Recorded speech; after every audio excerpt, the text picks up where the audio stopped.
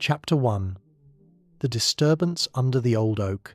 The afternoon sank soft and slow over Street Mary Mead, as if reluctant to wake itself from a comfortable doze. Sunlight, diluted by a light veiling of cloud, lay like a warming hand upon the thatch and the neat rows of cottage gardens. From Miss Jane Marple's sitting-room window the village unrolled itself in the most familiar of ways. The postman on his bicycle turning the corner by the lane, Mrs. Price Ridley arranging her window-sill basket of geraniums, and, beyond them all, the grey silhouette of Gossington Hall tucked modestly beneath its avenue of elms. It was the kind of afternoon that encouraged small, harmless occupations, knitting, a little reading, a cup of tea taken slow, and Miss Marple, who excelled at all three, had given herself over to them in perfect contentment. Her needles clicked with the unobtrusive industry of a woman for whom the rhythm of routine was both charm and armour. The pattern she worked on was an ordinary one. A sensible wool, a sensible colour, intended for a sensible shawl to be sold at the church fete. Her teapot, hand-painted and slightly chipped, sat within reach. The steam from it perfumed the room with the faint, reassuring scent of bergamot. A small pile of newspapers lay to one side, local, of course, and therefore full of precisely the sort of small things Miss Marple liked to know about. But for once she was not inclined to read them. She was watching the garden.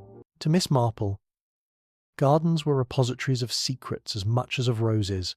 She had learned, by long and patient observation, that human lives made patterns as clear and telling as the rows of carrots in a vegetable bed. A footpath trodden a little deeper than the rest might indicate long-standing habit. A pot moved from its usual place might tell of sudden domestic quarrel, or of an attempt to hide something beneath. The village, in its busy smallness, afforded an infinite number of such quiet intimations, and to Miss Marple's eye they were gentle clues rather than mere background. It was a sound rather than a sight that disturbed the afternoon's evenness. A soft, unfamiliar scraping, like the mute protest of a trowel against damp earth. Miss Marple lowered her knitting, listened, and then rose, with the promptness that accompanies a new and interesting question. There was a path through to the side of the house that skirted the old oak, a great kindly tree which had, as the village children said, been there longer than any of the roofs. Under its roots the soil had a habit of settling oddly. Rabbits found shelter there, and once a year the groundsman unearthed a nest of sparrows. To Miss Marple the place was one to be visited rather than avoided. She fetched a small lantern from the kitchen, not for need of light so much as for the comfort of doing something definite, and padded outside. The air was cool and held the scent of cut grass and of the roses she tended beneath the window. The garden was perfectly ordinary. The low hedge along the lane rustled with the occasional passer-by, and a cat, having observed the disturbance from a respectful distance, resumed its preening as she approached. At the base of the oak, however, the earth told a different story. There was a patch of soil, darker and more recently turned than the rest, a neat little upheaval as if some small hand had been busy only a short while before. Miss Marple crouched without ceremony, laying a gloved hand upon the softened mound. The soil was still cool. She did not dig at once, that would be an unladylike haste, but she smoothed the edge with careful fingers, noting the impression of a boot at the periphery, the faint smear of clay upon the root like the residue of a scuffle. Her mind, that was always quick to make the small leap from the apparent to the possible, began to assemble quiet conjectures. People will dig for marrows, she said aloud, to no one, or for secrets. She placed her knitting to one side, took a small trowel from the shed, the same trowel with which she had planted the lavender 3 years ago, and began to remove the soil in patient layers. It took only a few minutes before her fingers met something firmer than earth. Her heart gave that small pleased flutter that attends the discovery of any object out of time. There is always a pleasure in finding what the world has mislaid. When she cleared away the last of the loose soil, there lay upon the roots a little leather-bound book, its surface mottled and soft to the touch. The cover bore, in faint tooling, the image of a key within the suggestion of a flickering flame. A simple device, but one that seemed to have been impressed with care. Miss Marple brushed the dirt away with the hem of her skirt and turned the book over in her hands. It was not an ordinary household account book. The leather was thin and warm with age. Inside, the pages held cramped, hurried handwriting and sketches, small pressed flowers, and odd marginal notes in a hurried hand.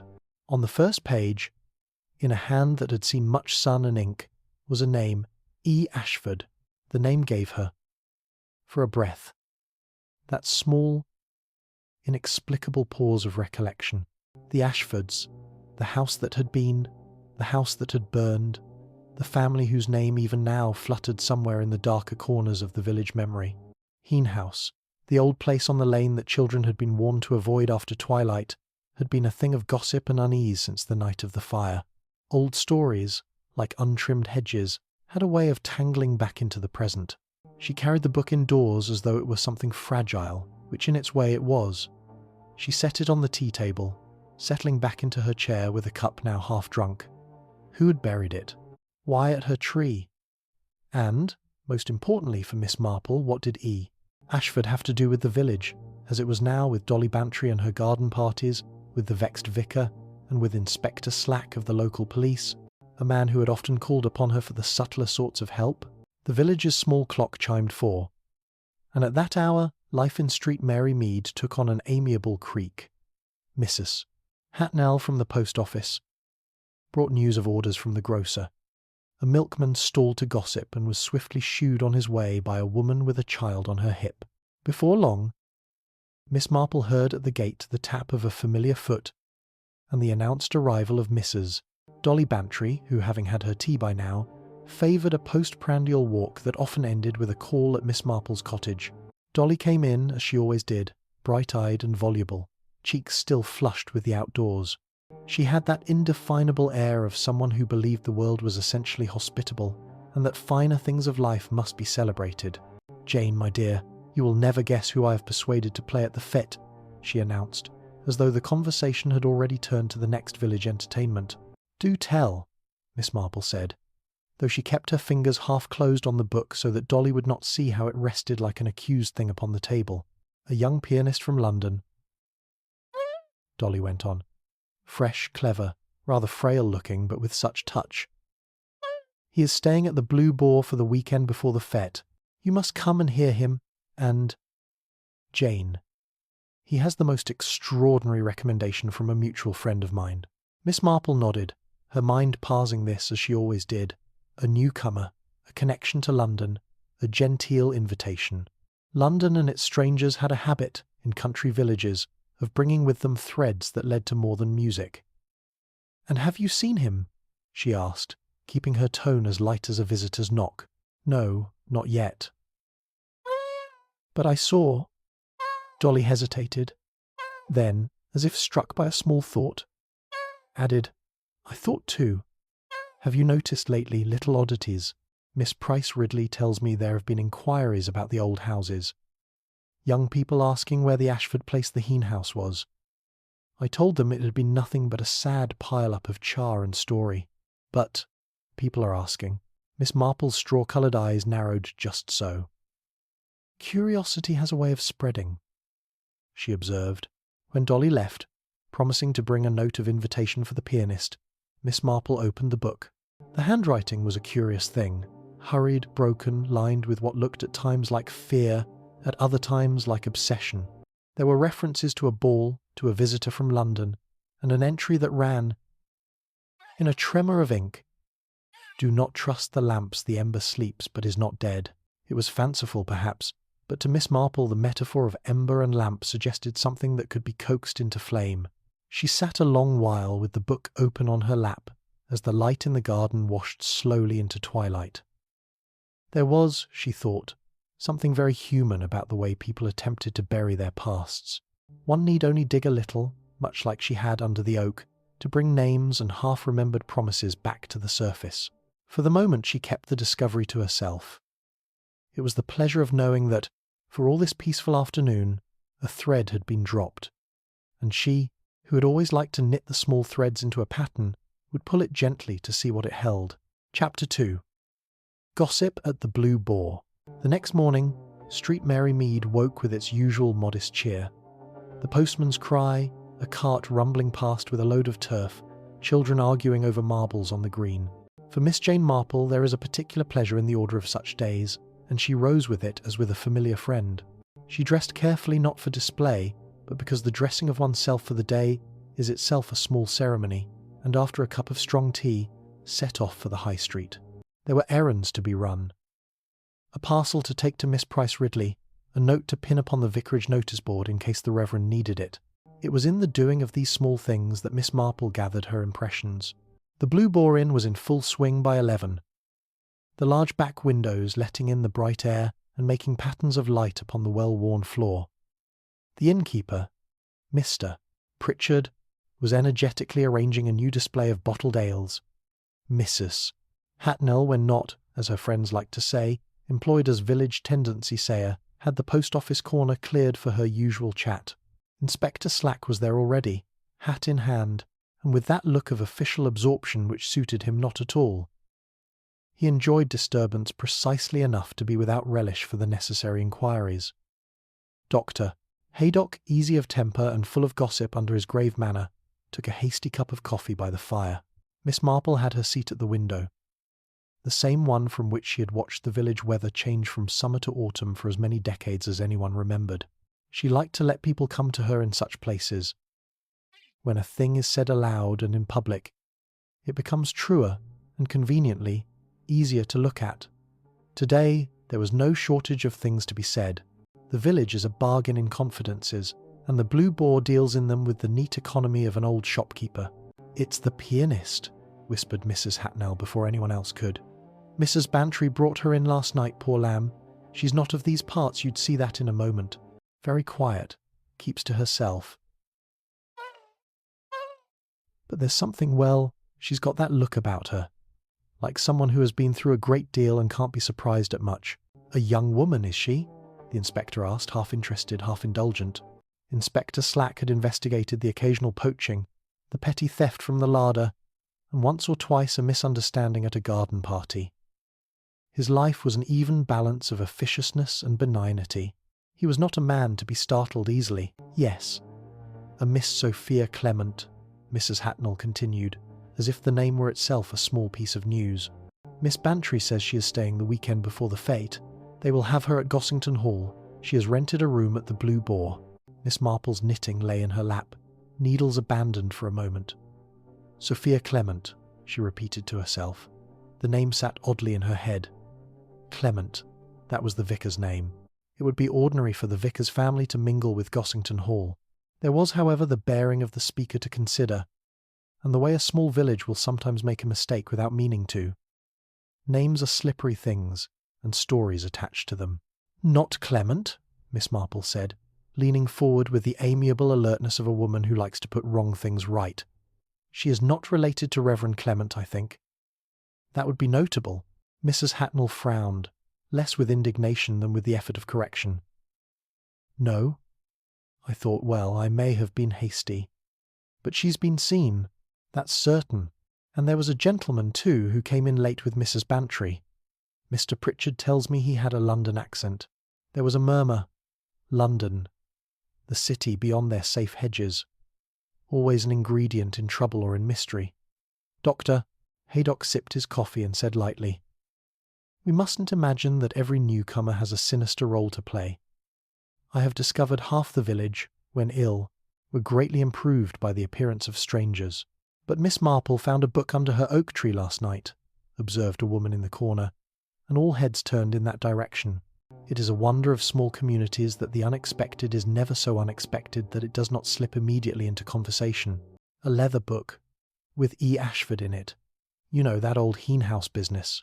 At the sound of the name Ashford, a hush fell. The name has the quality of a door-stopper, heavy and persistent. Inspector Slack's eyes grew attentive, and Dr. Haydock's face, for all his comfort in life's softer matters, took on a look of the professional. Miss Marple, who had rather expected that some mention of the book would flutter out from the Blue Boar by morning, did not disclose more than was necessary. She allowed the public whisper its own conclusions, and listened, quietly collecting the threads that would later be drawn together in private. "You should speak to Miss Hotham at the library," Inspector Slack said finally. "She has that old scrapbook. If there are clippings about the fire, they'll be there." He looked at Miss Marple, not unkindly, as if inviting an ally. Miss Marple inclined her head. She left the Blue Boar soon after, on the pretext of fetching a note for Reverend Clement. The library occupied a narrow house between the baker's and the milliner's. A modest chamber full of old smells and respectable dust. Miss Hotham, librarian and guardian of local memory, received her with the discreet pride of one who knows she holds all that is necessary for the examination of the past. "Oh, Jane, dear," Miss Hotham said, bustling about with a bundle of papers. "I've had requests for Heenhouse inquiries these past few days. Children asking nonsense and 2 ladies from the town.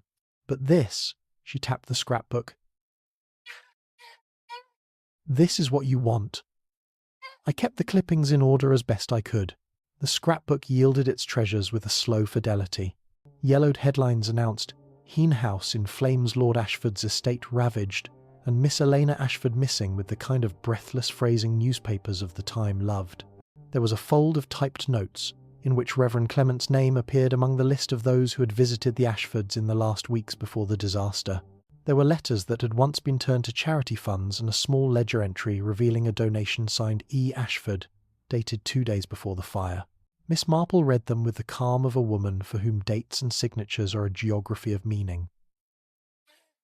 The entries were blunt facts and bare details, but it was the spaces between them that concerned her.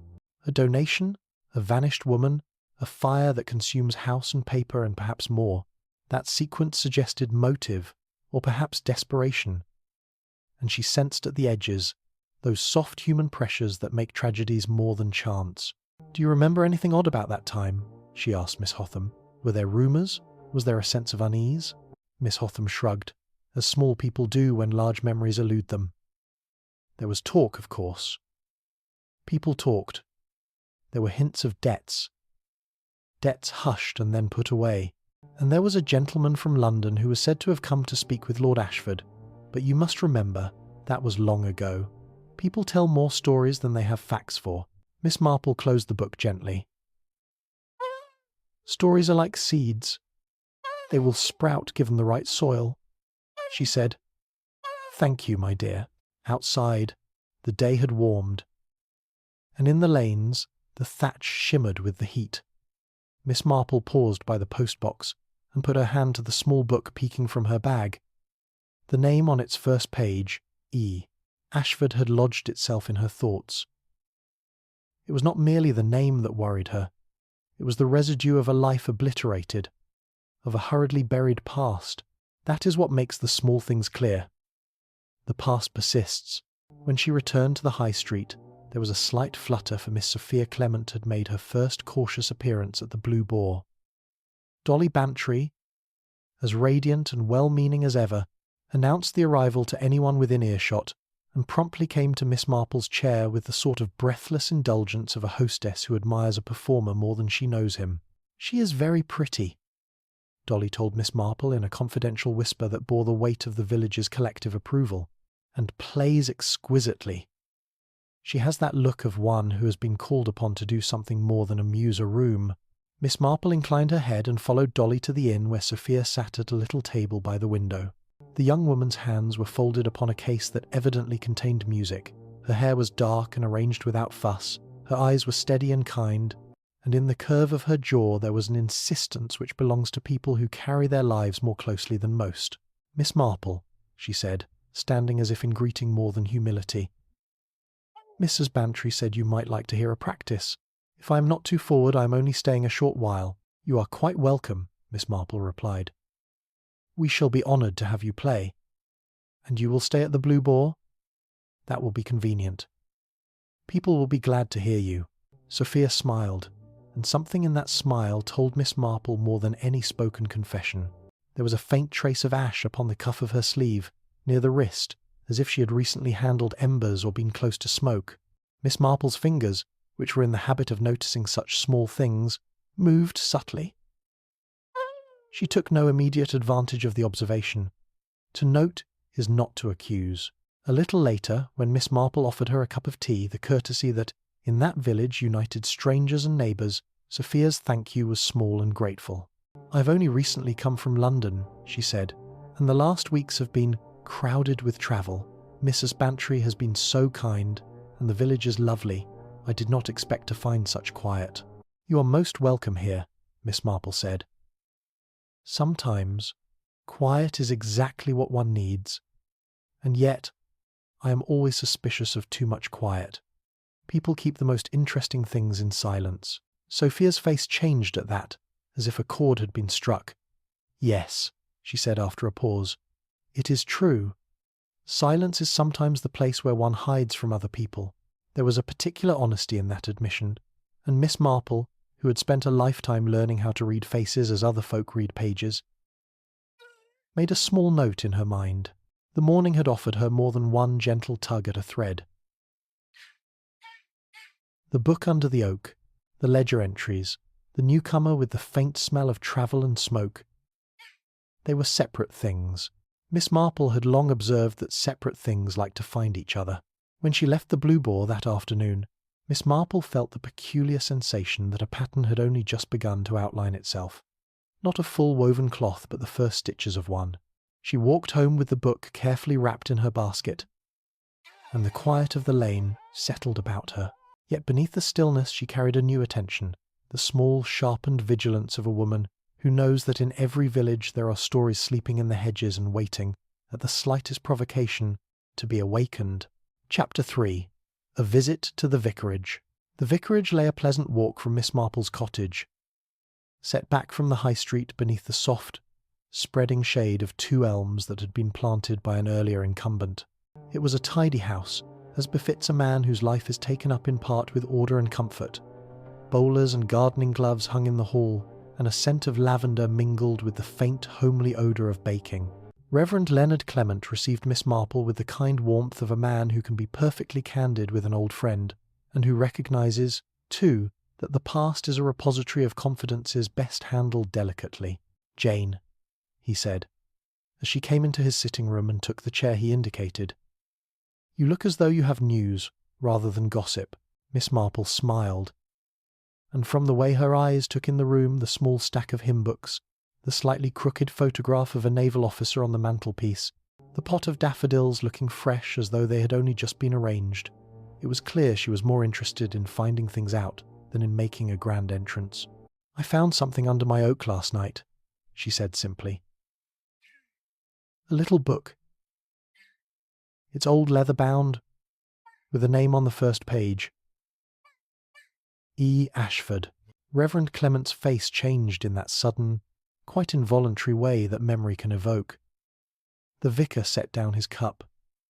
"Ah, the single word held years. The Ashfords were people. You remember Heenhouse, Jane?" Miss Marple nodded. "Yes. The fire and Miss Elena missing. I took the book to Miss Hotham at the library this morning. She had clippings. There was a donation signed E. Ashford to the church, 2 days before the fire." Clement folded his hands and stared into the teacup for a moment. That was the time of strange things. People were talking about money troubles, certainly. Lord Ashford had been imprudent, and there were associations with a gentleman from London. He had an accent that set him apart. But people said many things in those days. Gossip is rarely accurate in its details. "You were there then," Miss Marple observed. "You visited the family?" "I did," Clement admitted. He summoned a small smile that was apologetic rather than proud.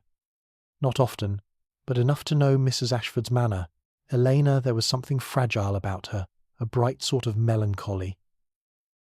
She had friends, and she had enemies of a sort that are not easily proclaimed in public. The donation, it seemed an odd generosity at the time. People asked why she would give at such a moment.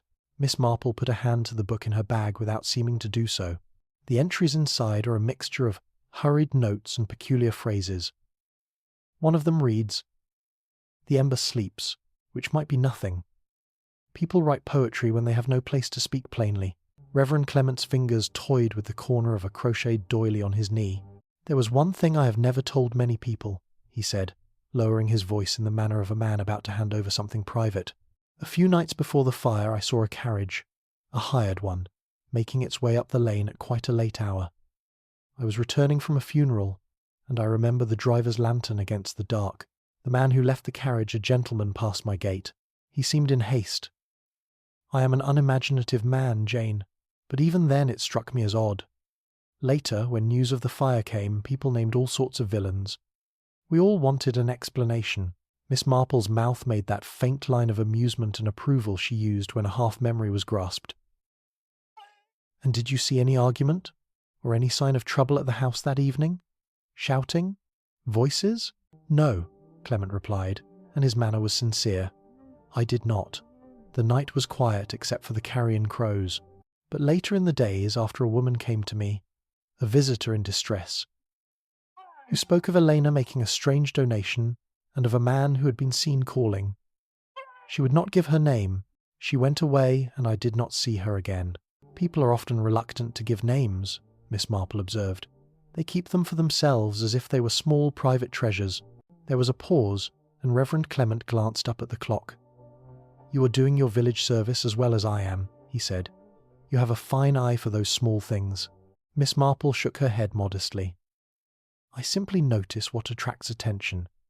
It is surprising how many secrets are left in the corners of teacups." Giselda Clement, the vicar's wife, came in at that moment carrying a tray and the warm, persuasive scent of freshly baked scones.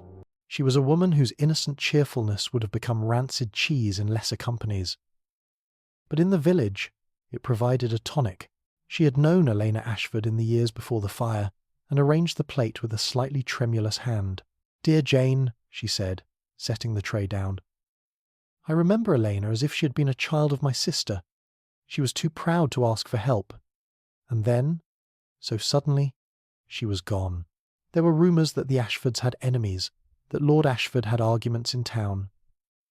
Miss Hatnell spoke of an argument in the Blue Boar that day. Miss Marple took a scone and buttered it with an absent grace. The conversation that followed was of the sort that makes villages, small memories and fragments that, when woven, will sometimes yield a pattern. Clement mentioned names: a solicitor, a steward, a London friend, and Giselda, without malice, supplied colour. Elena had been estranged from certain relatives. She had been seen speaking to an unknown man in the lane. She had been generous. All of it was consistent enough to be a beginning. "Do you recall whether the donation was specified?" Miss Marple asked. "Was it marked for any particular purpose?" "1. Clement rifled, as if by habit, through a small drawer and produced a sheet folded to diminutive size.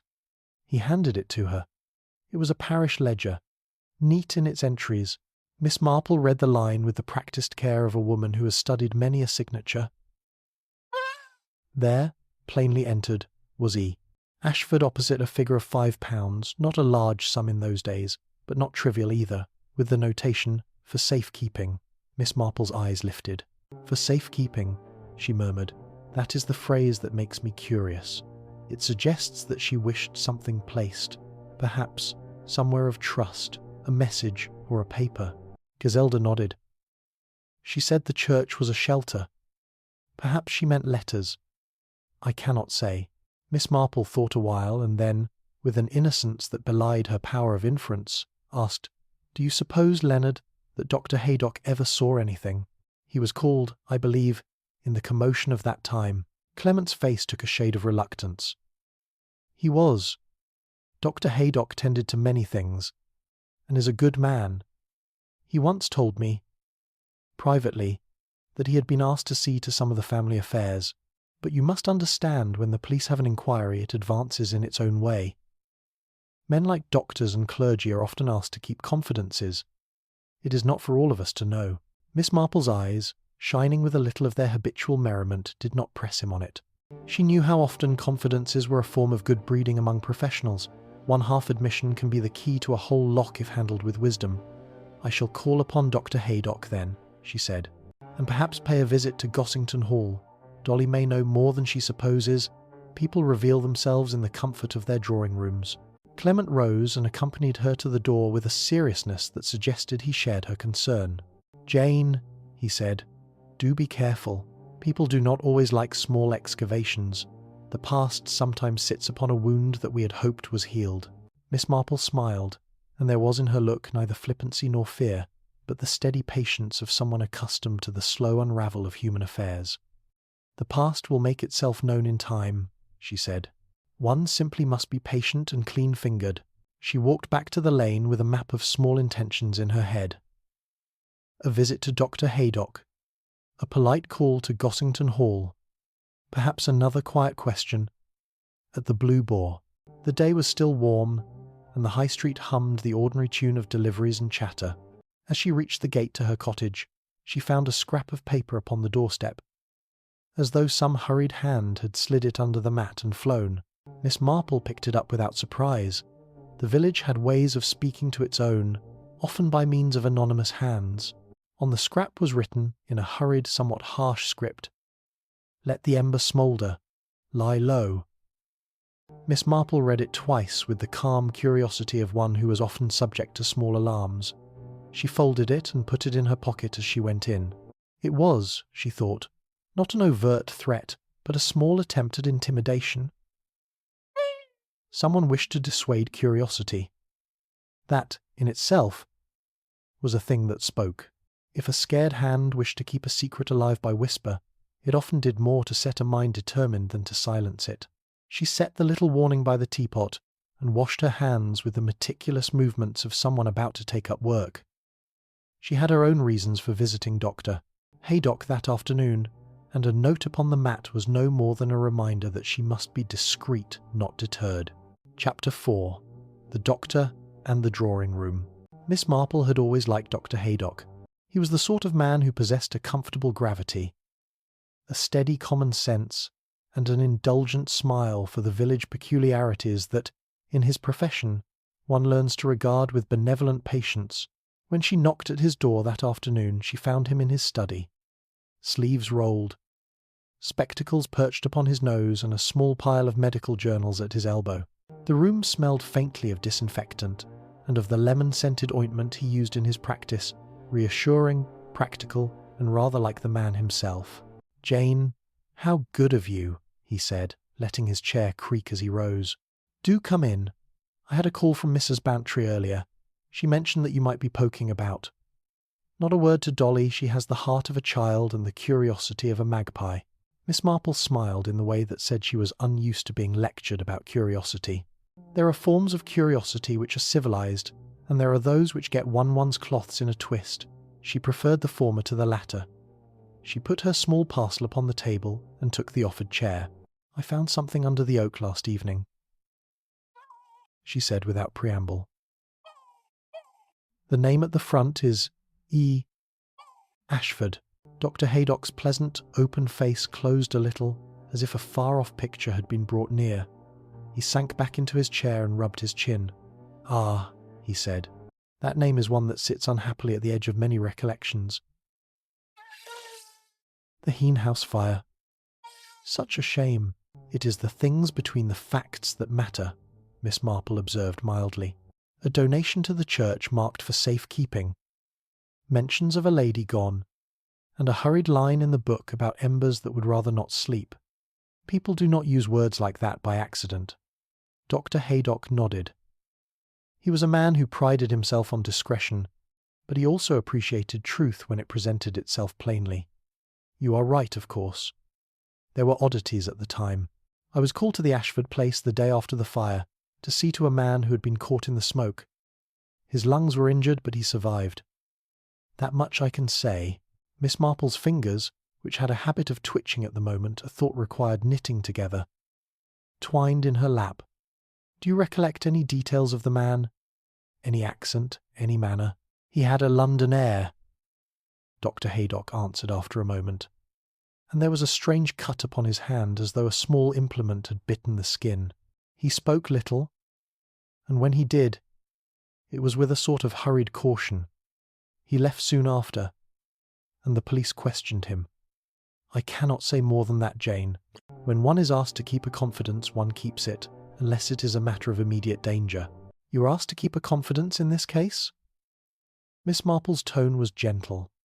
The art of questioning had been a long apprenticeship for her. Dr. Haydock sighed, as if the act of recollection were an old, awkward garment. "There was a solicitor who came to me and asked me to be circumspect. Things were delicate. There were offers of money to hush witnesses. I confess I was troubled. I thought then, as I think sometimes now, that people would be better served if they were honest with themselves.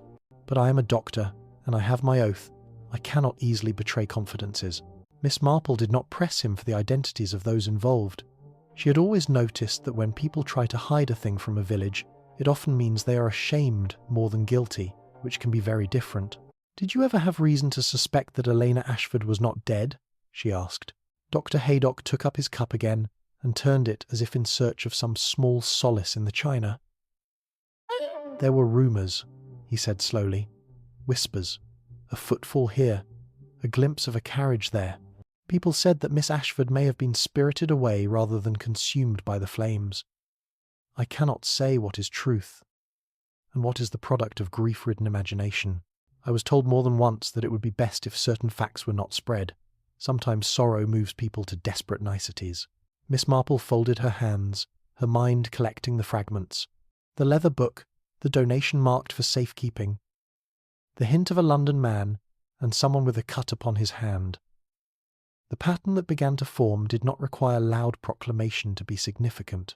It required patience, observation, and the small acts of discovery that a village allowed her to perform with a soft foot. "I shall be paying a call to Gossington Hall," she said presently. "Mrs. Bantry has a way of bringing things out in people. If you go, ask her who that London gentleman is," Dr. Haydock replied. "We had a man come through then who was desirous of managing things for a fee, and he had an entrance like many men from London, ready opinions and an appetite for influence." Miss Marple thanked him and left with the mild sense of having taken a useful step. The afternoon was leaning towards evening when she drove along the lanes that led to Gossington Hall, the air smelling faintly of the late roses and of cut grass. The hall itself presented a hospitable front, a wide porch, a pair of stone urns, and that atmosphere of ordered hospitality that large houses cultivate as if they were living entities. Dolly Bantry received her in the drawing-room with that eager, hostessly air, which made one forgive many trivialities.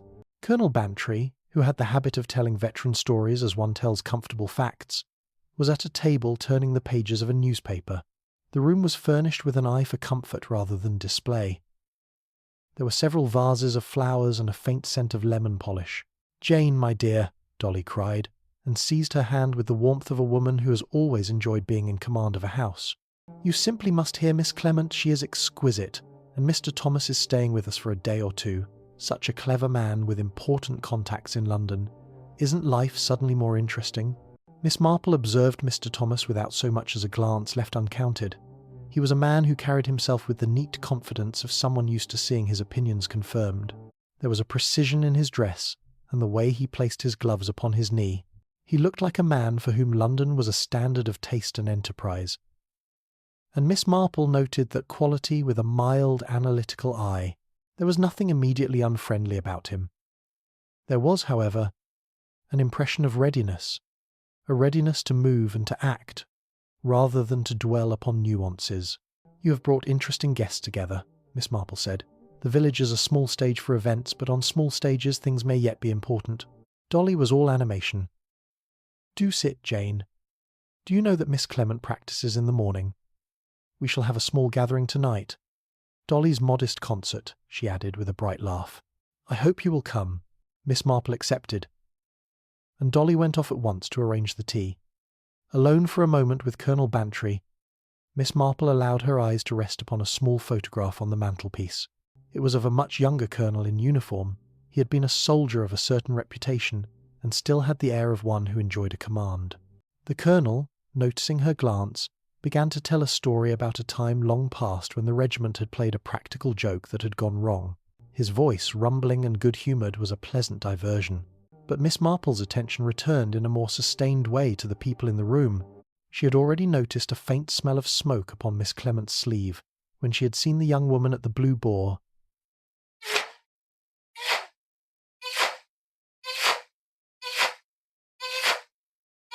The same little trace lingered like the memory of a fire only just extinguished. Mr. Thomas's glance lingered on the pianist with a professional curiosity that Miss Marple noted. He did not seem purely interested in music. When the guests assembled that evening, the small drawing-room became a place of soft sound. Miss Clement practised a Chopin nocturne, and her fingers made the piano sing with a restraint that suited the gentle company. Dolly bustled with pride, and Colonel Bantry applauded in a way that seemed to Miss Marple more like a man applauding the effort than the result. Conversation in such rooms often grazed the surface of things. The weather, the upcoming fete, the state of the garden, but Miss Marple's technique was to let the surface conversation continue while she watched the undercurrent of glances and silences. At the end of the evening, as the guests dispersed and Dolly thanked them in flourished fashion, Miss Marple remained for a moment with Mr. Thomas. She had no wish to be rude, but she appreciated the small advantage of an aside. "You have been visiting London a good deal," she said conversationally, placing the tone of her question as if it were about the shopping there rather than any deeper matter. Mr. Thomas's smile was faint and a little flat, as if he was practised at deflection. "Business takes me there," he said. "One meets many interesting people, one hears things." "You are fond of hearing things?" Miss Marple asked. "Do you ever act upon them?" Her voice had the softness that invited candour. He looked at her as one might look at an obstinate pattern in a knitted garment, with patience and some curiosity. "Sometimes," he said slowly, "when it is profitable." Miss Marple inclined her head. "Profit can be troublesome," she replied. He laughed, a small, controlled sound, and shifted the conversation. But the small exchange was enough. Miss Marple had gathered a new perception, that Mr. Thomas was not merely an idle guest. He was a man who listened in London and took an interest in affairs that might be rearranged for advantage. That fact, in a village touched by an ancient conflagration and a buried book, mattered. When she walked home beneath a sky that had gone silver with the promise of moonlight, Miss Marple reflected on the day's discoveries.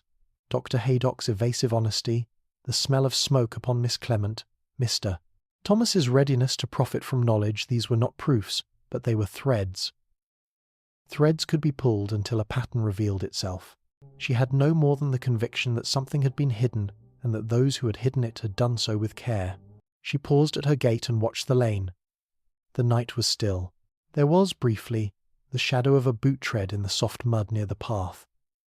A print faint and fresh, as if made by someone walking away from her cottage. Miss Marple looked at it with the mild surprise of a woman noticing an odd stitch in the fabric of the evening. She did not hurry in. Some things asked to be observed without haste. She stooped and studied the mark. It was not deep, and yet the pattern of the sole was not one she recognized from any of the village men. It was neat, urban, as though the wearer had walked from a paved street and not a muddy lane. She straightened and smiled to herself in that small, secret way. The game, she thought, had become intriguingly complex. Chapter 5. The fate and the paper that would not lie still. The week that followed Miss Marple's visit to Gossington Hall was one of the small excitements that give a little village its colour. Street. Mary Mead busied itself with preparations for the summer fete. Bunting was bought and hung with exacting care. Stallholders polished their implements, and the vicar's choir practised hymns with a nervous earnestness that made Reverend Clement smile. Even Colonel Bantry, who treated most public ceremonies with an indulgent air, came to check the arrangement of the garden chairs and to dispatch menfolk with instructions on where the sandwiches should be placed. Miss Marple found that social activity, like knitting, provided intervals in which to think. Yet, busyness had its uses beyond the mere passage of time. The fete brought people into close contact. Acquaintances sat near each other at tea, and people whispered when they thought no one heard. It was a fine place for a mind that listened. On the morning of the village fete, Miss Marple called for a brief word with Dolly Bantry at Gossington Hall. The drawing-room glittered in the early light, and Dolly, in a dress she had reserved for particularly cheerful occasions, greeted her with the warmth of a woman who delighted in positive news. "Have you heard her this morning?" Dolly asked. That particular mixture of pride and the wish to display which makes hostesses so human. "She has been practising since dawn. It is as though the piano sings for the whole house. I had a cup of tea with her at the Blue Boar yesterday," Miss Marple said. "She has a steady hand and a steady temperament. But Dolly, you must excuse my frankness. She seems a little tired. Is she resting properly?" Dolly's eyes clouded for a second, and then she laughed the laugh that precluded worrying. "She says travelling is tiresome. The orchestra people are not used to the country air.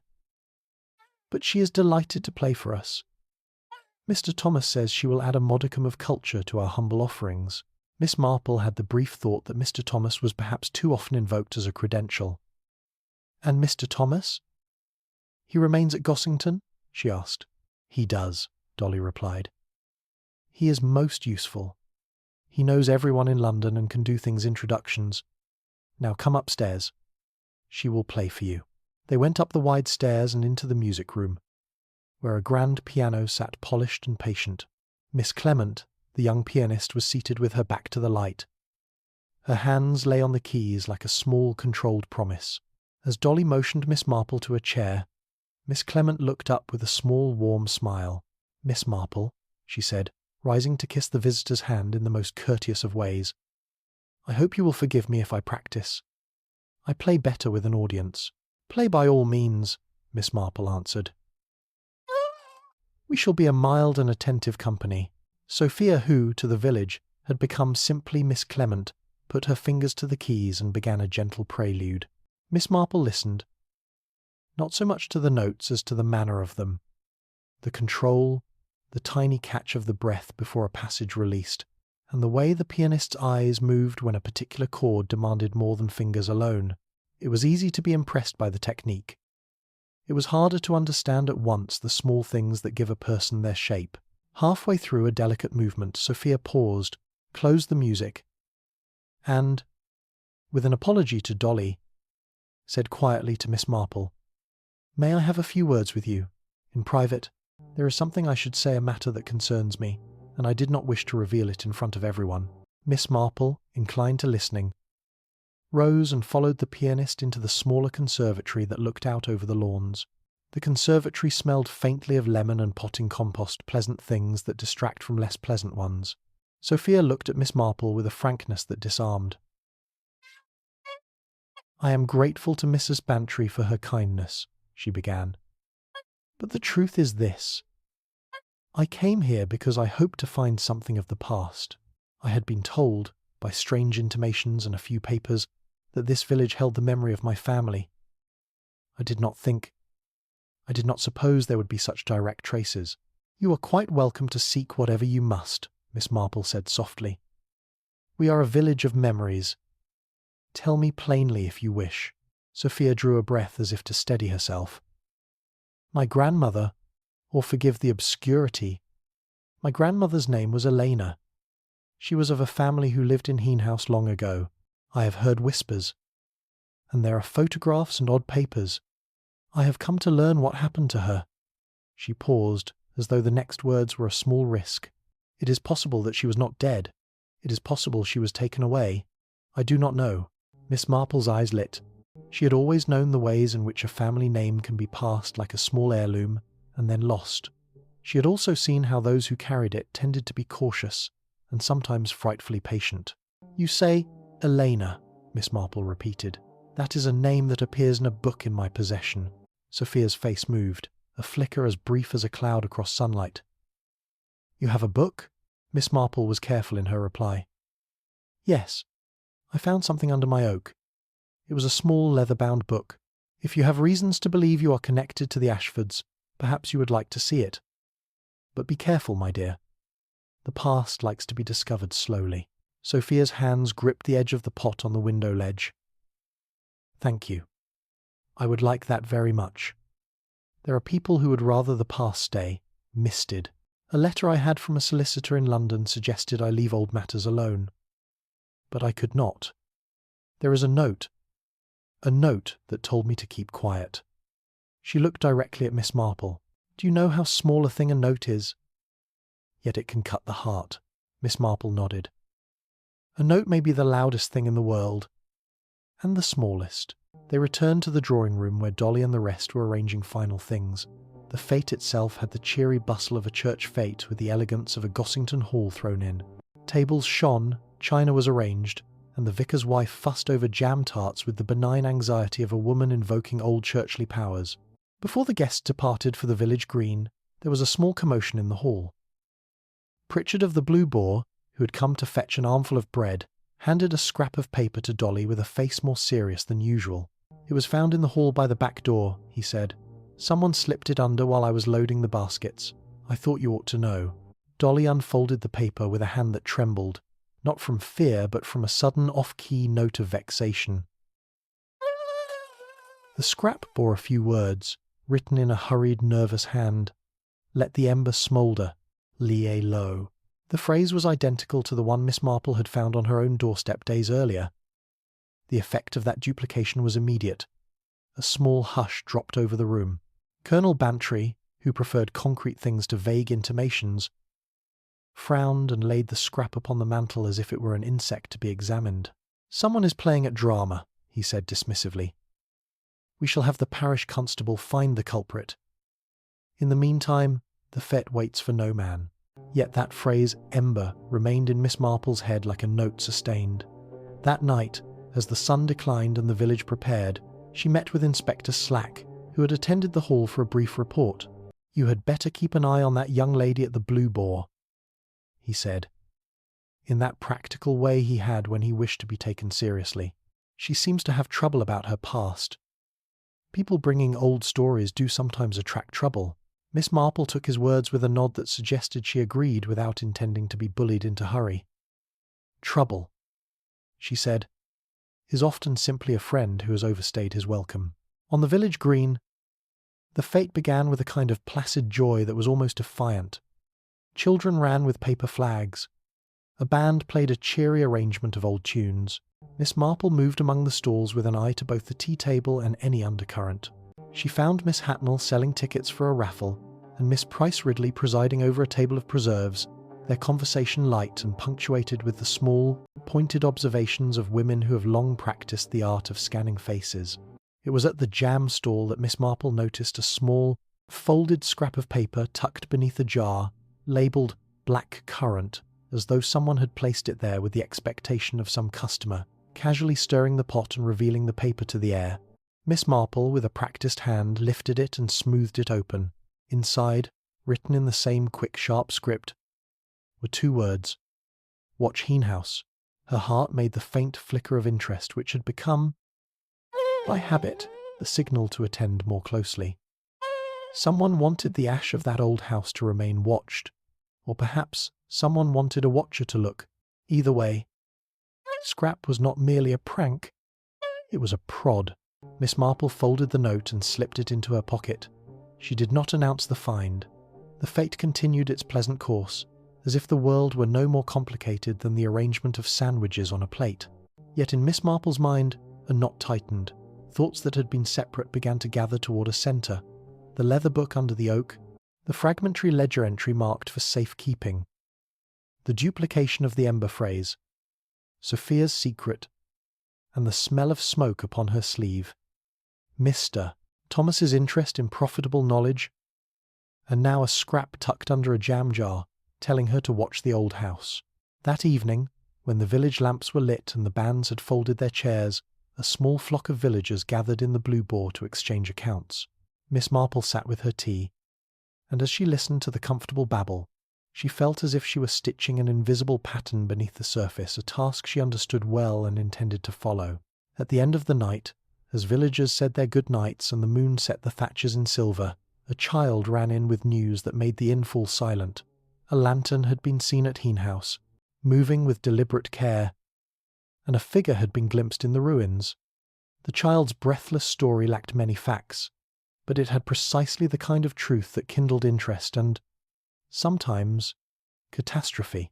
Miss Marple's mind, patient as ever, considered the lantern and the figure. Footprints that had begun to be noticed near her own gate, a boot that looked urban in style, the scrap under the jam, the repeated ember phrase, they were not yet a canvas, they were stitches. She folded her own thoughts like a neat scrap of linen, put the new paper in her bag, and resolved to visit Heenhouse at a discreet hour. The past, it seemed, had not finished with Street.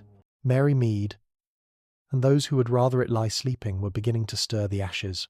Chapter 6. Night at Heenhouse. Miss Marple slept, that night, in a manner she valued. Windows open a little to let in the cool June air, shawl folded at the foot of the bed, and the sense that the day's small events would settle into ordinary pattern by morning. Yet she woke before dawn, as women who have lived long in villages learn to do when something unseen tugs at the hem of a thought. The scrap she had found in the jam jar, the whispered phrase, "Let the ember smoulder," the leather book pressed into the drawer beneath her dressing table. These things sat in her mind like pebbles in a pocket. They were not heavy, but their presence kept her hand from relaxing. She dressed quietly, in a plain skirt and a sensible coat, took the small oil lamp she kept for late needlework, and slipped outside.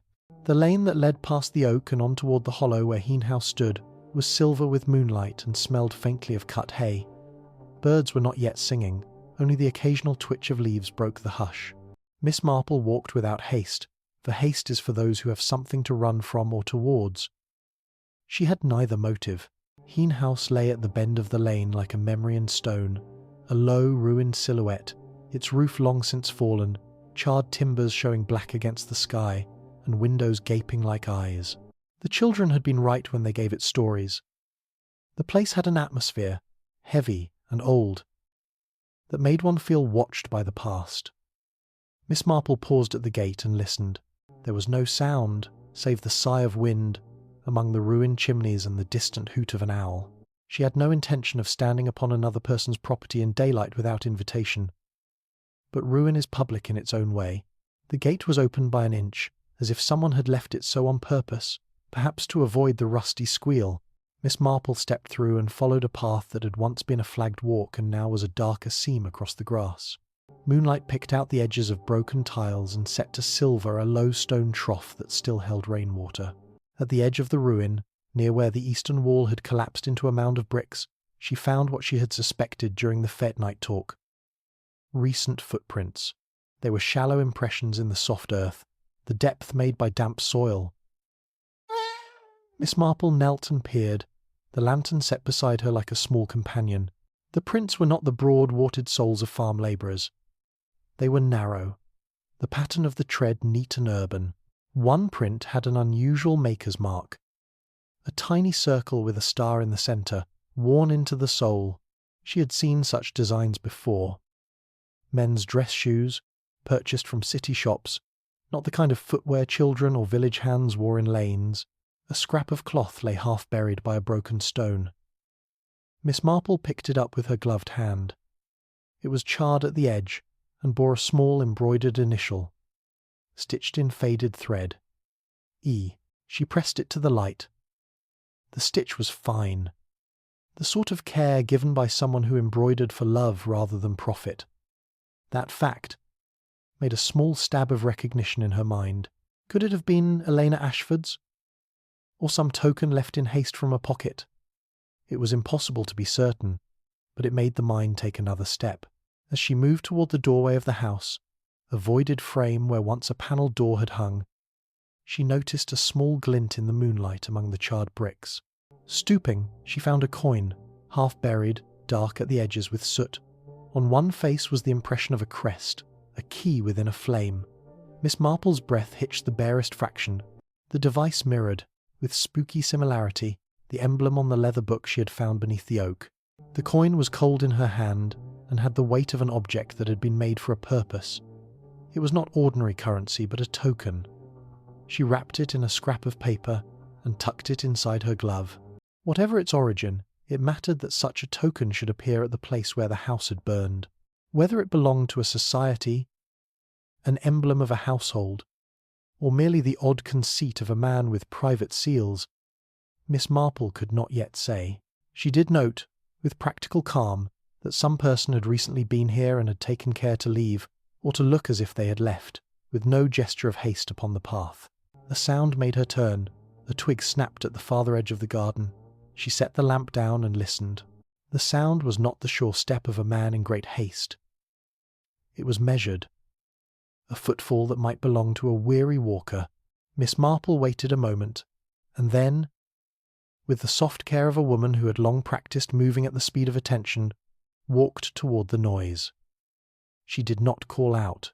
She had learned that certain people in motion stop when spoken to, and others do not, and the difference is telling. A figure emerged from behind the collapsed wall, slight, bent under a coat too thin for the chill, hands thrust into pockets. For an instant, Miss Marple mistook him for a villager seeking to frighten children. Then she saw the face. It was a man in his 30s, some stubble about his chin, with an expression that moved between surprise and swift composure. He bore the look of one who has had to be quick in mind and manner. "Oh," he said, with no small politeness. "I am not supposed to be here, I expect. I did not think anyone would come." Miss Marple's voice was like dampened bells. "It is not a proper place for a stroll before dawn," she remarked. "May I ask what you were doing here so early?" The man hesitated. I had to see practice of an old family business. I am a little foolish with the past. My name is Mr. Thomas. I am staying at Gossington Hall." The name made Miss Marple's mind gather a small distinct set of facts. Mr. Thomas. The neat gloves. The urban boot print. He had been at the hall on the evening she visited, and had, only days earlier, discussed the profitable advantages of knowledge. She looked at his hands, at the cuff, and saw a faint smudge of ash near his thumbnail. The sight added a small weight to the suspicion that someone from the hall had entered the ruin and had not merely lingered as an innocent spectator. "Good morning, Mr. Thomas." "You must be careful," she said in her mild manner. "Heenhouse keeps old things. Some do not like to be disturbed." Thomas smiled with a practised lightness. "I did not expect to meet you here, Miss Marple. I have an interest in old houses and their histories. Perhaps my taste is a little eccentric." He clucked his tongue as if to change the subject. "But I didn't touch anything. I merely looked." Miss Marple studied him in the lantern's yellow eye. He was well-bred, she thought, and not without an appetite for advantage. "You will forgive me," she said gently, "if I say that some things about your manner are precisely the kind of thing a person who wishes to be unobserved might cultivate." She pushed no further. Words are like needles and can, if ill-used, prick. Thomas bowed a small acknowledgment and started to move away. Miss Marple, for her part, waited until his figure receded into the darker part of the lane, then turned back to the ruin and took 2 more careful steps about the threshold. Near the hearth there was a slight disturbed area. The earth, or what remained of it, had been loosened. She dug with the small trowel she carried for her potting, and found, under a thin layer of ash, another scrap of fabric. This one, bearing a neat faded stitch in blue thread forming the initials E.A. Her pulse, which had remained steady, registered a soft, precise thrill. The initials matched the single letter on the other scrap. She wrapped the second scrap in the edge of her handkerchief and stood up. The moon had dipped lower. It seemed to her entirely reasonable to go home, to write a small note to Inspector Slack, and to place the leather book safely in her drawer. She did not wish to be seen rummaging among ruins. There are things the police like to discover without having been observed by spectators, so that their process may be untrammelled. Besides, she thought she had enough for that night. Footprints, token, embroidered scraps, and the impression that someone had rehearsed a story by being there earlier. As she turned to leave Heenhouse, she heard faint and far off the bark of a dog, and then the heavier, more human sound of men's voices. She paused and listened. One voice carried an accent she knew as Inspector Slack's. Another was deeper and colder, not quite a voice she recognised. The 2 came closer along the lane. She ducked behind the low wall of a garden and watched as a lantern bobbed toward the ruin. By the time they reached the gate, Miss Marple had stepped away silently. It was more prudent that Inspector Slack and his men should find the disturbance without knowing she had traced it at odd hours. She kept to the hedgerow and walked the longer path home, letting the lamp's light bob behind her and the coins of stars wink above. She slipped into her cottage and placed the little scraps upon her table, like evidence she had to consider in private. She did not know, at that hour, that the night would claim more than scraps. When morning came, a call from the Blue Boar brought the village to the street, and Inspector Slack's voice, brisk, with a note of steel, told those that gathered that a man's body had been found near the ruins of Heenhouse, in a place where the moonlight had been a poor ally against the designs of men. Miss Marple heard this with the composed interest of someone who had only just visited the scene.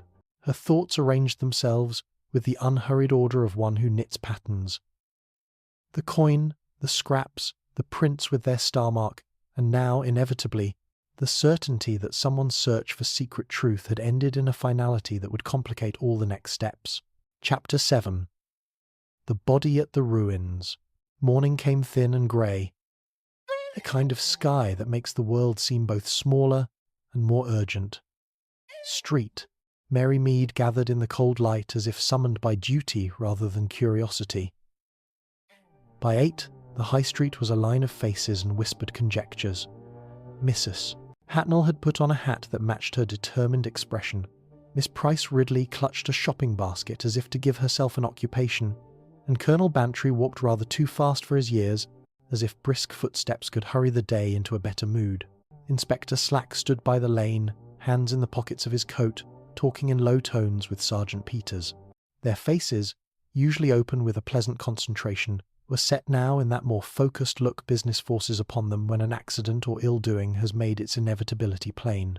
The ruined hen-house lay behind them, a black silhouette against the sullen sky, and a little distance away, where the grass dipped toward the ditch, a cordon of tape drew a soft barrier. Miss Marple arrived without haste, as if she were only crossing the lane to fetch an errand. But the village could tell, by the set of her shoulders and the steadiness of her step, that she had something like a plan. She was greeted with the usual flurry of attempts at consolation and gratitude that villages improvise for a woman who habitually sees things others overlook. "You should not be here at all, Jane," Dolly Bantry said by way of courtesy, her voice both anxious and reproachful. "It is dreadful, dreadful. Inspector, do tell us what has happened." Inspector Slack inclined his head with professional courtesy but did not speak for some moments. Miss Marple waited. She knew the ways of men and the rules that make a fact seem less sudden if spoken slowly. "We found a body before dawn, Miss Marple," he said at last, his voice even. "Male, mid-30s. We're in the process of identifying him. There are marks suggesting he met with violence, and we've recovered a number of items that may be of interest." Miss Marple's glance moved, as it always did, from the man to the facts. "Will you forgive me for asking whether he was acquainted with Hen-house?" she inquired. "Not so much for information as to place the question among other quietly relevant things." Slack's mouth thinned. "There is evidence he was here last night. A coin-curious device on it, like a crest, was taken from his person.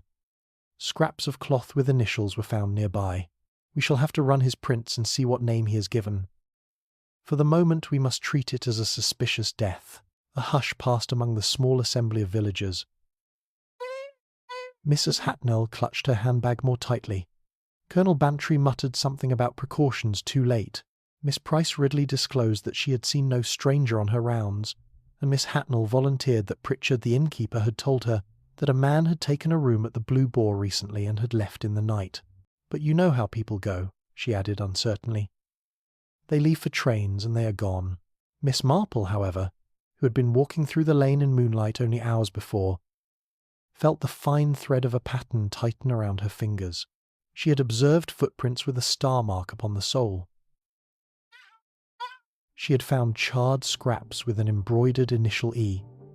She had seen a coin bearing the identical emblem to that on the leather book in her possession. The arrival of a body transformed conjecture into a harder shape. The question that most pressed upon her, as it did upon Slack, was not merely who the man was, but who would have motive enough to be at Hen-house after midnight, and then to leave the man dead. Sergeant Peters approached Miss Marple with a small, business-like efficiency. "Miss Marple, Inspector says if you could come to the mortuary for a look. You know these kinds of things better than any of us, perhaps." Miss Marple inclined her head. "Do what you must, Sergeant. The village requires the truth as much as any of us." She followed the men, her mind a small, busy loom. The body lay on a stretcher beneath the white tent of the coroner's canopy. Dr. Haydock, who had been called and had arrived before Miss Marple, stood with his hands clasped behind his back, his expression now pale and precise. The dead man's face, even in that pallor, retained enough character for recognition. There was an austere chin and a narrow nose, a mouth that habitually set itself as if in small calculation. He was not a villager, nor a working man. His coat, of a quality beyond the common countryman's, suggested a life that had more familiarity with city streets than with hedgerows. Dr. Haydock met Miss Marple's eyes and inclined his head. "We must be direct, Jane. He is not dead from a fall. There are marks on his neck that indicate pressure not accidental, and the hands show signs of a recent struggle. I have laid the body alongside the torn cloth and the other items. There was a coin in his pocket, see here, with that symbol. He produced the coin wrapped in a sheet of paper and unrolled it with the precision of a surgeon's fingers. Miss Marple drew in the shallowest breath. The key within the flame was the same device impressed upon the leather book she had kept under her pillow and on the other token she had found in the ruins. The matching device was a small but telling strand. It suggested a tie between the body and whatever society or family had used that emblem. Inspector Slack stepped forward.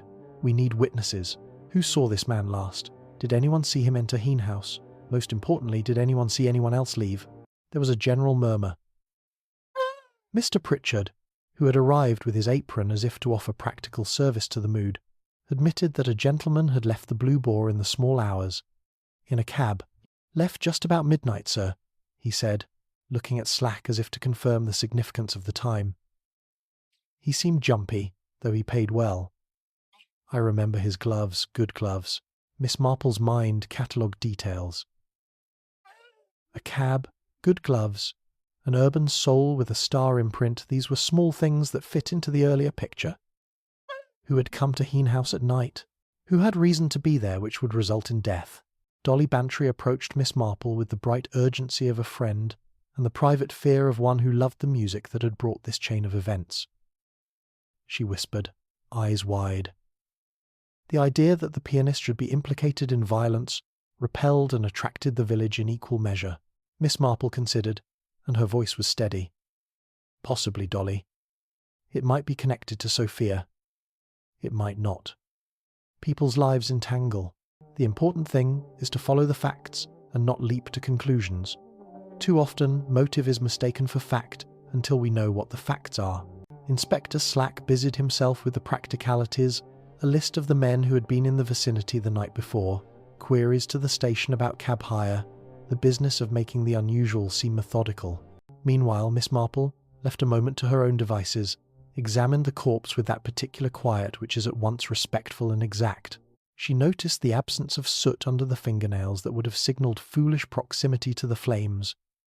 She noticed, too, a faint trace of lavender upon the collar, a smell that recalled Reverend Clement's vicarage and Gossington Hall in their safer, cleaner moments.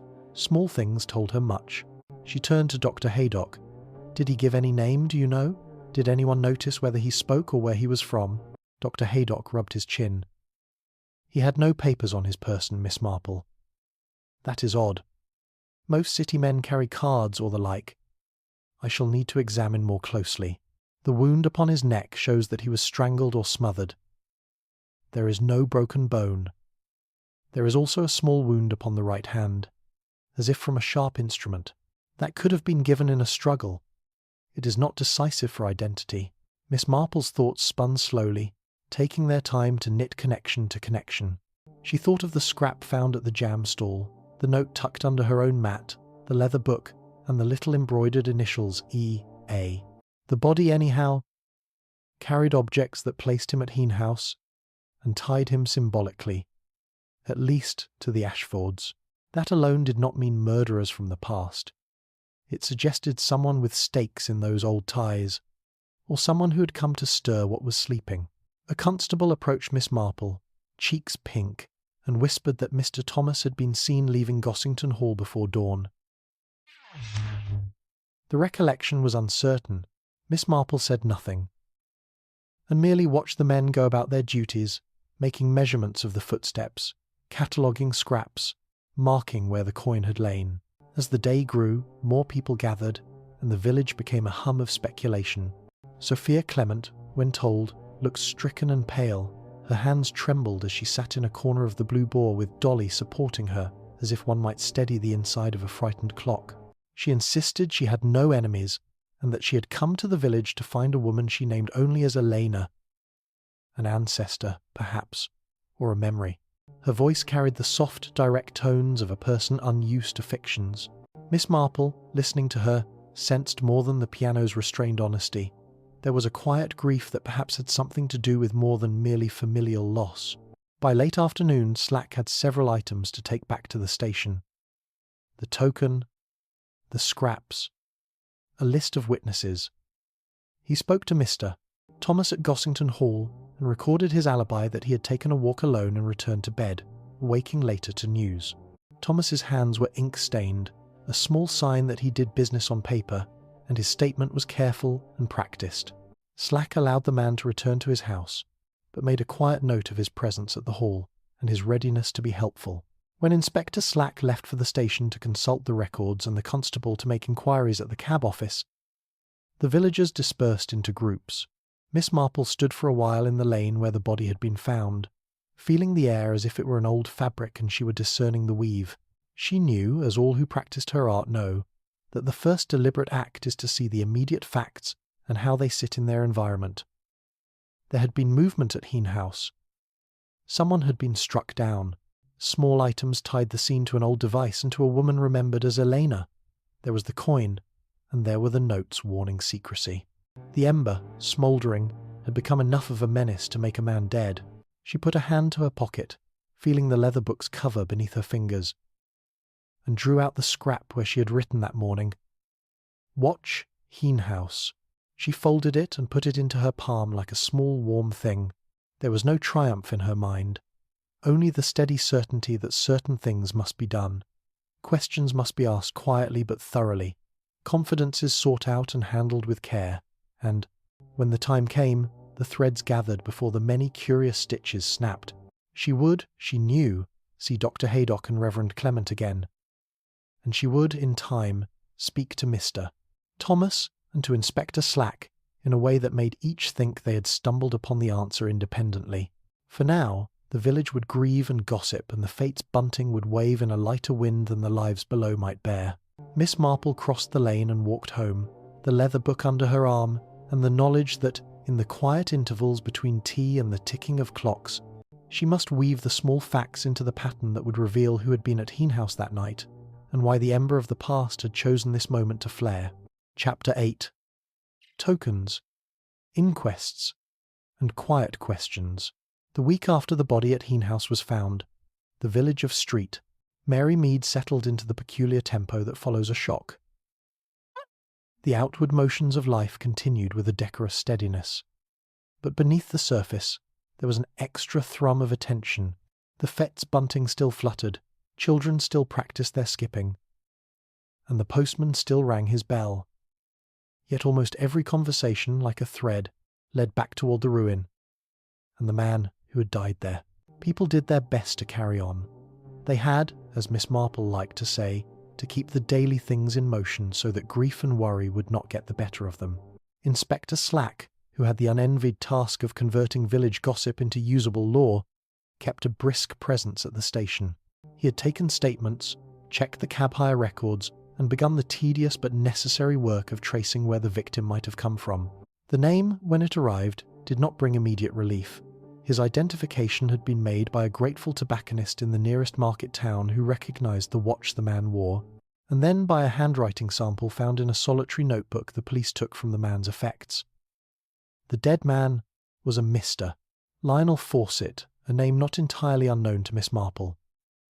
By reason of an article in a paper she had seen in the library weeks earlier, though she was uncertain where she had read it, he had been 40-ish, a man who had known good clothes and better hotels. He was unquestionably a person of some movement between city and country. The inquest was set for the next Tuesday. Coroner and counsel would come from the town. Inquests had a way of pulling every trivial evidence into the centre of a formal room, and then turning it as one would a jewel to see how the light fell. Miss Marple had been to a fair number of such inquiries in her life. She preferred them, in a way, to the theatre of rumour. There, the facts sat in black and white, and the witnesses had to say what they meant aloud. On the Monday before the inquest, Miss Marple made 2 small calls, one at the library, and one at the Blue Boar.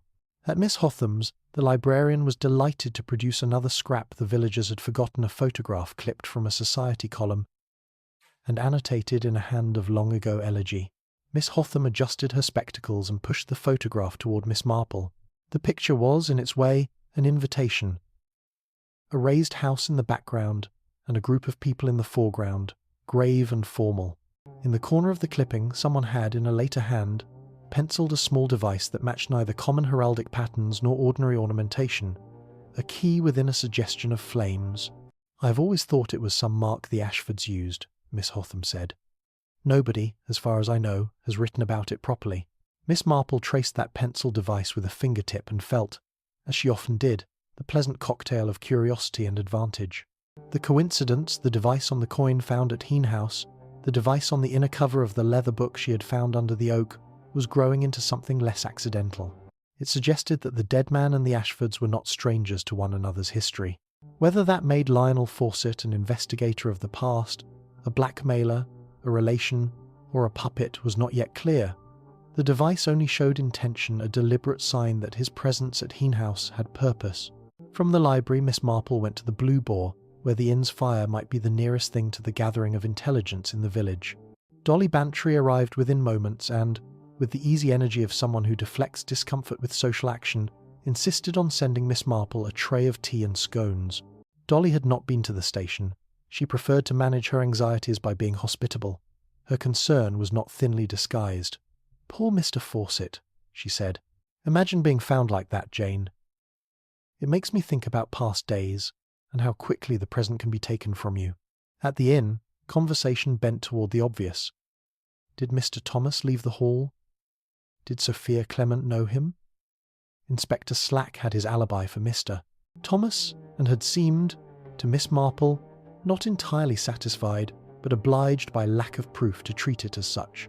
In the small hours, cab fares and the memory of gloves and prints were fluid things. The solid proof witness statements, paper trails would make or break suspicions. Miss Marple listened and took her small notes in her head. She had two facts that she liked to carry close: the emblem that matched the leather book and the coin, and the embroidered cloth scraps with the initials E.A. She also had a new and soft detail, a faint whiff of a clean musky scent upon the collar of the dead man when she had stood with Dr. Haydock in the mortuary. It was nearly lavender, but not quite. Some commercial perfume overlaid a floral undernote. A scent, like a scrap of cloth, sometimes eludes a single man's description but gives a woman like Miss Marple a trail. On Tuesday the inquest convened in the town hall. The coroner was a brisk man with a red nose from long hours indoors. The barrister for the Crown had a quick, impatient manner. Inspector Slack presented the body and the known facts with administrative care. Time of discovery, condition of the corpse, possessions found on the man, and the token with the key and flame emblem. Dr. Haydock gave his opinion on cause of death and the nature of the wounds.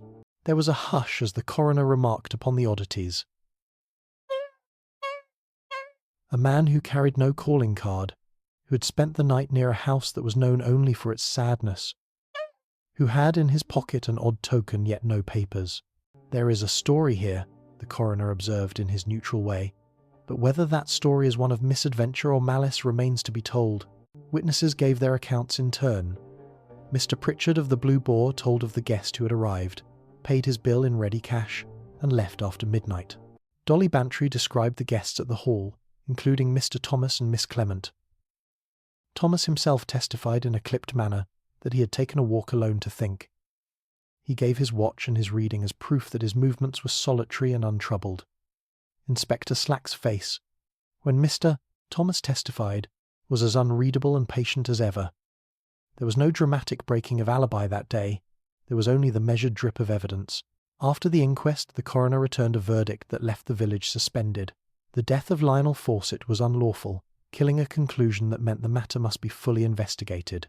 For Miss Marple, the inquest's dry language had a clarity. Someone had given Lionel Fawcett reason to be at Heen House, and someone had given him a reason to be silenced. When the day's formalities were over, Miss Marple made two small but precise calls. She went first to see Reverend Clement at the vicarage. He had been perturbed by the inquest, and had called upon Miss Marple to come and sit for tea. The vicar was always a man disposed to think in terms of duty and confession. He responded, perhaps inevitably, to the moral dimension of the death. He told Miss Marple that he had, in the years after the Ashford tragedy, had a letter from a solicitor in London, a terse note asking that old papers be kept from the public eye. Clement had complied, Privacy, in those days, had seemed a kindness, yet now he admitted to a private discomfort. There had been children's tales and a hush. He had let things go in the hope they would not burden the living. "You understand my unease," Clement said, his voice low and honest. If the Ashfords had things that needed shielding, perhaps they believed they were sparing the reputations of those still alive. But is a man's life to be placed upon a history for the sake of silence? "I confess, Jane. It has long troubled me." Miss Marple, with that mild gravity for which she was renowned, replied, "The past should be respected, Leonard, but not at the price of a man's breath." Her second call was to Miss Hotham at the library, where Miss Hotham, in possession of a tithe box of local scraps, had found, among her marginal notes, the name of a solicitor who, decades before, had been employed by the Ashfords. Miss Hotham's fingers trembled slightly as she passed over a pencilled note. G. Mellish, Hill, and Hargreaves. "He used to handle matters for the Ashfords," she said. "He did many things quietly." Miss Marple smiled in that private way that signalled the tightening of a knot into a recognisable pattern. "Then perhaps it would be worth our while," she said, "if we were to find someone who remembers this solicitor, or his papers. Few things are wholly lost in towns such as these." The solicitor's name gave her a direction, and so did Miss Hotham's scrap with the pencilled emblem. Miss Marple's mind arranged the day's small facts like cards upon a table, the leather book with E. Ashford, the coin with the emblem, the charred scraps with the initials, the man who had come from a world of hotels and cabs, and whose life had ended among ashes. Each item was a motive and an invitation. When she returned home, the light was failing, and the house seemed unusually quiet. She made her tea slowly, and let the kettle sing its ordinary little song.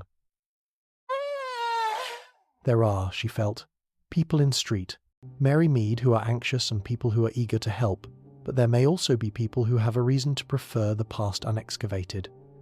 The inquest had given the law an angle. It had also left secrets to the living. She took from her drawer the leather-bound book she had found and opened its pages. There, among the cramped lines, was the flourish of a hand she had come to know. E. Ashford. On the flyleaf, in faded ink, someone perhaps in a later hand had pencilled the same device Miss Hotham had shown her. Miss Marple sat with that small treasure under her lamp, feeling the steady pleasure of someone who knew the rules of the gentle art she practised. Be patient, collect confidences, and keep one's hand clear and gentle until the time comes when truth should be read aloud. She would speak to Inspector Slack before supper, mend a sock and a loose thought, and place a small note to Miss Clement offering discreet solace. Outside, the day folded into evening. The noise of the village was ordinary and neighbourly, and yet the embers of things once thought extinguished glowed with a dull and dangerous heat. Miss Marple felt the warmth of it like a faint echo on her face. It was not for her to force flame upon embers. It was for her to watch how smoke rose and ask who might be keeping a candle near.